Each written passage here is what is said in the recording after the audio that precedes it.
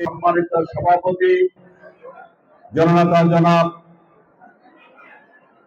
মোতাহের মিয়া চৌধুরী সাহেব, মঞ্চে বরিষ্ঠ জেলার নেতৃবৃন্দ, উপজেলা নেতৃবৃন্দ, গণতান্ত্রিক ছাত্র দল, যুব দল, মহিলা দল এবং উপস্থিত অলির সৈনিক ভাই বোনেরা, আসসালামু আলাইকুম ওয়া রাহমাতুল্লাহি ওয়া বারাকাতুহু।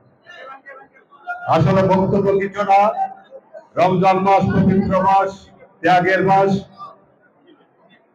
এই পবিত্র মাসে আমি আপনাদেরকে দক্ষিণ জেলার পক্ষ থেকে রমজানুল মুবারকবাদ জানাচ্ছি এবং আগামী দিনে যে ঈদ উল ফিতরের অগ্রিম শুভেচ্ছা জানিয়ে আমি আমার বক্তব্য শুরু করছি। সংগ্রামী ভাইরা, আপনারা জানেন সামনে যে কঠিন পরিস্থিতি, বাংলাদেশের আমাদের প্রাণপ্রিয় নেতা ডক্টর কর্নেল অলি সাহেব বারবার জাতিকে সতর্ক বার্তা দিচ্ছে।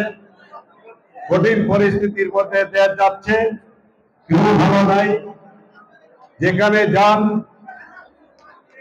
আইন শৃঙ্খলা পরিস্থিতি খুবই খারাপ, দেশের অর্থনৈতিক অবস্থা খারাপ।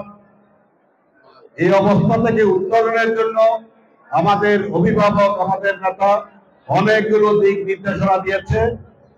আমরা আশা করব এই তত্ত্বাবধায়ক সরকার, এই ইউনূস সরকার সেটা উপলব্ধি করে